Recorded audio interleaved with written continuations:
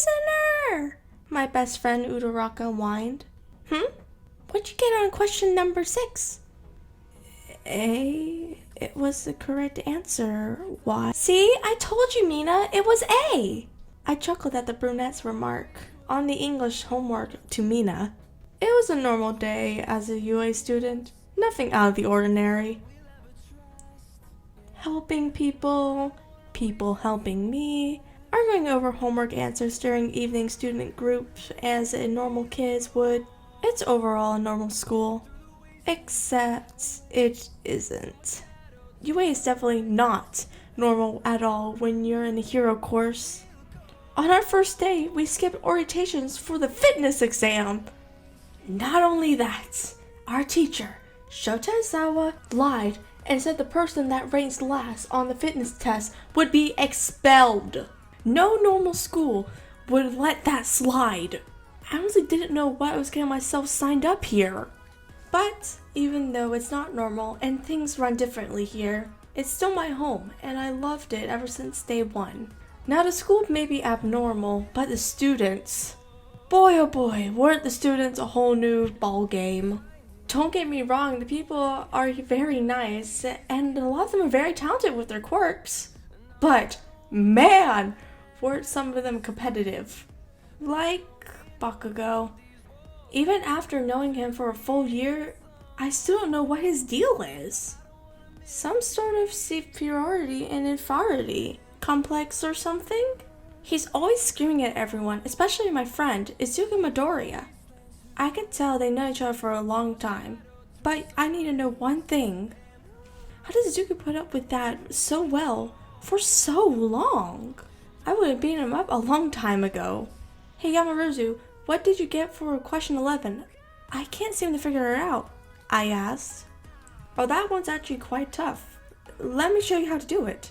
Thanks, I really appreciate it. I generally got along with everyone in class 1A. Yes, even the infamous angry Pomeranian Bakugou, even though I totally embarrassed him the first day we met. Yeah, I put him in his place once, and he hasn't dared to upset me again. It's kind of a funny story actually, how I met Bakugou and Izuku. I thought I told you to stay out of my way, you stupid Deku. I'm so sorry, Kachan. Did you ever learn your lesson? This is what the scene I was watching unfold right before me. What's the deal with this dude? Why is he being such a jerk? Excuse me? What do you want? Can you see I'm busy? I'm sorry, I just have one question. I don't have time for you. Scram before I make you regret it. Oh, you want to play it that way? I waved my hands, one above his head and the other towards the floor below him. Then 2 portals opened in those spots. He began a never-ending fall between my portals. He was screaming like a baby. What the? Put me down before I blow you to smithereens. Nope. I'm gonna be sick. If you want out so badly, apologize. And I won't trap you in the in-between. The what? Sorry, I can't hear you over the sounds of me not hearing an apology. Okay, I'm sorry. I'm gonna throw up. I closed the bottom portal, him landing on his face on the floor. After a few seconds of finally processing, he returned to the ground. He got up and ran to the hall to the nearest trash bin to puke. Now the green-haired boy was just staring at me, mouth gaped. That was awesome! I've never heard Kachan apologize to anyone. How'd you do that? My quirk. I can open portals anywhere in the universe to pass through them. Your, friend over there is an example of what people aren't used to passing through. Depending on where I send someone, the transport systems are different, I casually explained. His eyes lit up, and it was adorable. Whoa, that's insane. Please tell me more. He pulled out a notebook and a pencil. Of course. So keeping him as an example, I enclosed him with a portal paradox. It's basically when you open 2 portals leading to each other and place them a slightly distance away from each other. This causes anything inside to fall endlessly until the portals are closed. Because these 2 portals lead to physical realm, they have the weakest symptoms out of all the places I could possibly send anyone. There are far more places I could send anyone that would have much of an outcomes. So far, the worst effect I've seen is someone from the underworld. That case, the whole body ripped apart. It's not a pretty sight. Continue. He wrote everything down. This kid is determined. I like that. I still have trouble passing through to some places. I would not dare pass the underworld because I would have the same fate as everyone else for the time being. But I know one day I will build my tolerance enough to pass every realm and alternate reality, even places out of the human compression. But for now, I've got to focus on building my strength. So, can you use your quirk for time travel? I probably could, but I wouldn't. It could screw with our presence. I don't know if you've ever seen Back to the Future. I have. I'm afraid that would happen and it would totally suck. We both laughed. The stickiest part about this quirk, other than getting sick, is when it comes to physical places. I can only teleport people to places I've already been or can see around me.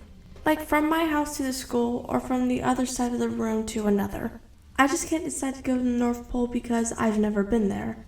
I wish I could though. It seems like it would be fun. It would be cool.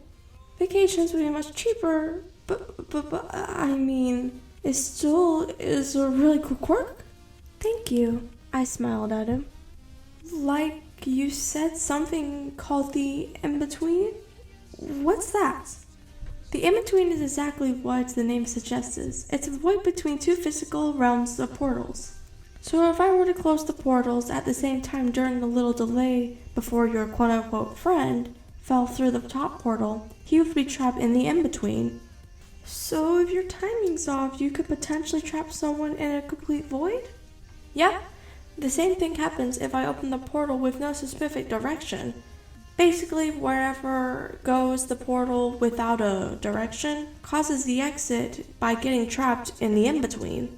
Whoa, that's a strong quirk! I guess you could say that it took me a long time to adapt to my body to be able to handle this stress. Like I said, there's still a place I can go without getting sick or physically injured. My quirk is kind of self-destructive as well, the boy began. Really? Tell me more. We began to walk down the hall. I guess the simplest way you could put it is that I can punch with extreme strength, but I tend to break my bones in the process. I don't quite have it control yet. Hey, self-destructive quirk squad! We both laughed again. I'm Izuku Midoriya. Thank you what you did for me. Nice to meet you, Midoriya. I'm a listener. And if he ever messes with you again, give a shout. I honestly don't understand why he would hate you so much. You're awesome. I can tell we're going to be great friends already. Thanks. You can call me Izuku if you feel more comfortable with it. Alright, Izuku. Same goes for you. Call me Listener. Listener. Nice. He whispered the last part.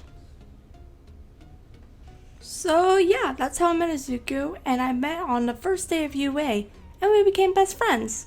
While, granted, Bakugou hardened as much later, he respected, but that's a whole different story. I looked over him beside me, scribbling away in his notes. I couldn't tell if he was writing a note or writing about people's quirks. But if I had to guess, I would guess the later. He looked too focused and absorbed in his actions, so be taking notes? The way his lips were slightly pursed, the way his eyes were glued to the page, his strong, scarred hand gracefully guided the pencil over to the paper, and little mumbles occasionally escaped his mouth. I was curious on what exactly he was writing because I couldn't help but admire how attractive he was. What makes him focus in such a way? I leaned over to see what he's doing, but he stepped out of the trance-like state and quickly turned the page, lightly slamming his hand. Listener, is something wrong? He said worriedly. What you doing? Nothing. Really? So nothing requires your complete undivided attention? Staring at your notebook scribbling away is what you consider as nothing? I said, smirking and cocking an eyebrow. He's hiding something from me. I was just taking notes. He scattered behind his ear, blushing a little. I don't believe you. Let me see. I whined slightly, pulling on his sleeve. I'm sorry, you can't see now. Maybe someday, though. You're no fun. I crossed my arms, pouting like a child. The most I could tell you is I'm taking Quirk notes. I wish I could say more, but the rest is for me to know and to you to possibly find out, if fates allow. What does that even mean? It means you can't see it yet. Party pooper. Thief? Huh? You stole from me. What could I possibly have stolen from him? No, I didn't. You just haven't realized it yet. What did I steal from you? Another thing for you to find out later, if you're meant to. You're being confusing. You're being annoying. He was trying to say something, but he changed his mind. Fine, keep your secrets. I chuckled. I have secrets as well, so. Oh, do you now? He raised an eyebrow. Yep, and you're the last person I'm gonna tell, I said with an innocent grin. Fine by me. He slightly rolled his eyes and looked back to his notebook, staring at the new page. Oh, you're so impossible, Izuku! Thanks. He laughed. His laugh made my heart flutter. Why was he so cute even when he was being so stubborn? Maybe because he was just so adorable that it didn't matter what he did. He always makes my heart do the smiley thing. But when he's serious, like when he's fighting or training, oh my, that is just heavenly. He can go from cute to smoking hot in a matter of seconds, and I hate myself for liking it. I looked at the clock. We still had a good 30 minutes left, so I went back from doing my English homework, catching small glances of Izuku from time to time. Hey, listener? What's up, Izuku? I've been thinking about your quirk for a while, and I have a question. He was thinking of me? Oh, my heart. Of course, my child. He chuckled and blushed a little at the nickname. You always make your portals larger than the subject you're sending through. Why is that? Can something go through the portal that is smaller than itself? Wait, does that mean he's been watching me train? Oh my, I hope I don't look like trash. That's a very good question. I've always made them bigger so I wouldn't miss the object by accident. But I didn't know the object would still go through the portal was smaller. Do you mind trying it on me? I've been dying to know the answer. Yeah, let's try something steady but not important. In case something goes wrong. There's a plank of wood in the gardener's shed. If we ask nicely, maybe he'll give it to us. Alright, I'll be right back. Where are you? Oh. I've been there before to return some supplies Mr. Zawa had borrowed, and gardener knew me well. So I quickly spotted the gardener and asked. He agreed to let us use as much as we needed. A few minutes later, I emerged from the portal next to Izuku holding a large square piece of plywood. Nice, seems fit the job, he remarked. We should tell the others where we're going so they don't worry, I proposed. Good plan. He turned to Yaoyorozu and explained to her what we're gonna do. Alright, but don't be too long, she said. He nodded as we left the room with the plywood in hand. Once we arrived, we got straight to the task. I opened a circular portal, no bigger than the size of a lemon. Izuku and I pushed the plywood through the portal. That's amazing! Whoa, I didn't know I could do that! The portal had a perfectly circular hole in the plywood. The parts that fit the portal was trapped in the in-between, while the rest of the plywood remained intact with us. Izuku, what if I open a second portal? Do you think it would come out the second portal, or would it remain intact? There's only one way to find out. So that's what we did. We took the remaining part of the plank wood, and we did the same exact thing with in and out portals. The same thing happened, except the slice from the in portal came from the out portal, as it's been cut by a cookie cutter. I closed the portals and shocked. You know what this means, listener? My quirk can be used as a weapon, maybe even a kitchen utensil? I laughed at the last part. Yeah, true, but I'm serious. You really be careful with the size you make of the portals from now on, especially if you're going to send living people through them. I hope you wrote this down in your notes, Izuku, so you can read it later. He blushed. How? Did you know I read your page? I am everywhere. What? What? He looked at me blushing still. Well, we should be getting back to the study group, or else they'll be worried, I suggested. Right! Oh, he's flustered now. What a cutie. Our study group session usually ended around 5:30 p.m. We got back and returned to what we were doing. I noticed from the corner of my eye, Izuku had turned back from the page he hid from me. I couldn't quite see exactly what they were, but they were drawings, and they looked like two people and some arrows and some text. He's really dedicated, isn't he? But because I respect his privacy, I decided not to look anymore. I continued to work until 5:30. Everyone cleaned up and began to leave. Listener, do you want to walk home together? It's okay if you don't want to. It's just that maybe... Of course I would, silly. Let's go. He smiled and walked with me out of the doors. We walked together about 20 minutes until... Somebody help me, please, anyone! Did you hear that?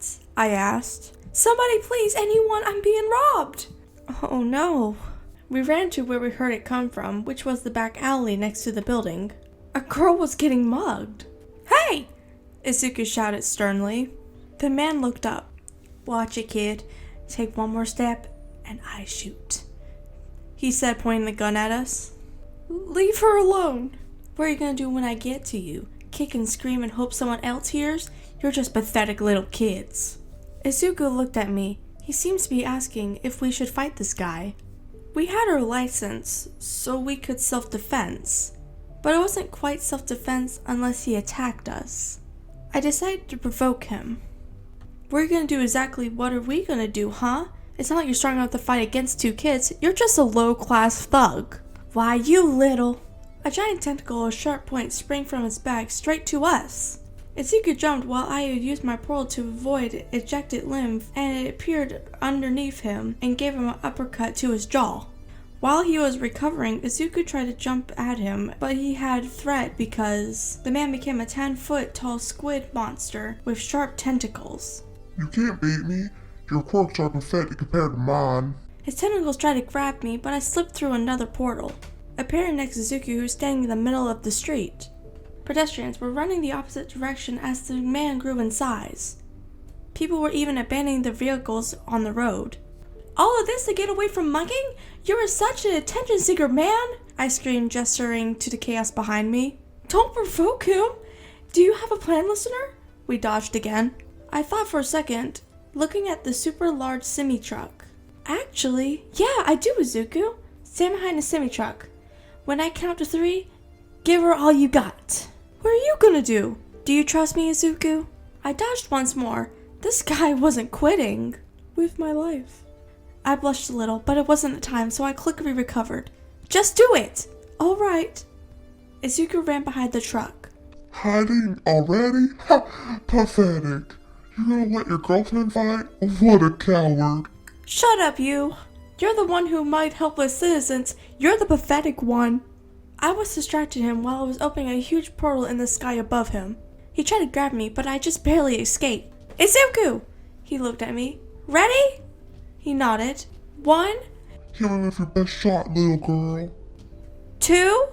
I opened the portal in front of him and the semi-truck and just large enough to fit. 3. Detroit smash! Izuku punched the back of the truck, sending it flying to the portal. At that moment, the semi-truck came crashing down to the giant squid through the portal I had opened above him earlier. He got crushed under a truck, paralyzing him. He turned back to his normal form. Soon police arrived and arrested him. We were thanked and congratulated on our victory. We obviously had to show our license, but at the end, it all worked out. We were told to go home, so we continued our way. That was intense! I said, flashed and smiled at him. You can say that again, he sighed. We should celebrate our victory. Come to my place. We can bake cookies. Okay. You are just too cute, Izuku. It was quiet for a bit. Listener? That was a great plan. I'm impressed that you thought of it so quickly. You can be such a talented hero. He blushed while saying that, and so did I. Thanks. It makes me happy you trust me. You've got skills, Izu. He blushed even deeper at the nickname. I realized what I just said. I'm sorry. I didn't mean it. It's fine. I like it. He smiled softly, averting his gaze from me, still with a crimson painted face. My heart. I'm pretty sure I was blushing too. I couldn't take it anymore. I had to tell him. I mentally prepared myself for what I was about to say. I really like you. Please go out with me. I blurted out. But instead of hearing just my voice, there was another that said the exact same words at the exact same time. My eyes widened, and so did his. Did we just confess at the same time? I was taken aback, and I could tell he was too. Did we just... I began. No way, he muttered. He stepped closer to me. I tensed up a bit. I thought you were into Kacchan. He looked down a bit. I thought you were into Uraraka. I did the same, clasping my hands together in front of me. We looked back up and our eyes met. His eyes were so pretty, I couldn't look away. He took another step closer to me and his expression softened. His lips were curled into a soft yet beautiful smile, and his eyes were full of love and happiness. Are you sure me? I'm nothing really special. A guy like you deserves someone just as amazing and... He placed a finger on my mouth. Didn't say anything like that. You're more than I've ever wanted. He removed his finger but kept his hand on the side of my face. At this point, I had begun to tear up. Is this a dream? If it is, I don't want to wake up. Can I kiss you, listener? I nodded my head. He leaned in and pressed his lips against mine, so softly that it seemed like he thought if he was any rougher, he would break me. But I proved him wrong by leaning further into the kiss, deepening it, pounding my heart and soul into it as I draped my arms over his neck.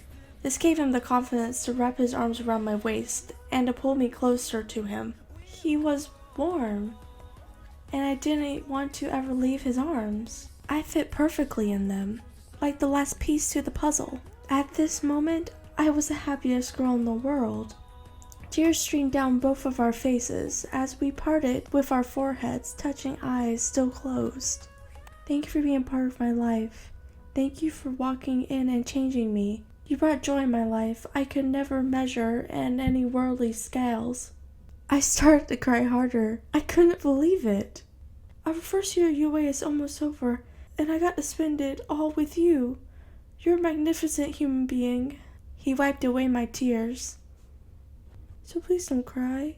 You're too good for tears. We opened our eyes and raised our heads normally. Now it's my turn to wipe away his tears. Oh, and one more thing. He took off his yellow bag and rummaged through it, pulling out a notebook. He opened the page from before. Is that us? Yeah. I read it all over. It was about how we could use our quirks together and to become the greatest hero team. Being able to use our combo moves, the idea how we could fight together and defend each other. This... I took out my hands. This is amazing! He blushed again.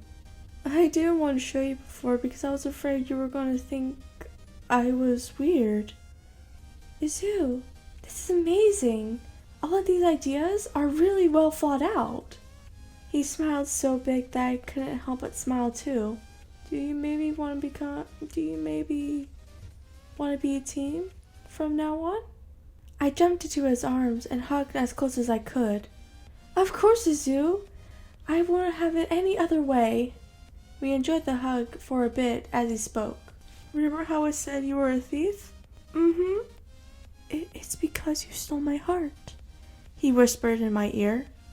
This was good to be true. This boy was the most thoughtful person I have ever met. He was so smart, and I couldn't get over how much I wanted to be with him. Izu, Here goes nothing. I love you. I love you too, listener, he said, pushing a stray of hair behind my ear. We kissed again, and I ran my fingers through his soft, fluffy hair. It felt like stars were aligned, and it was meant to be. We parted again. Let's go make those cookies. Okay. Yes, yes, also I know it's Mirio's birthday also.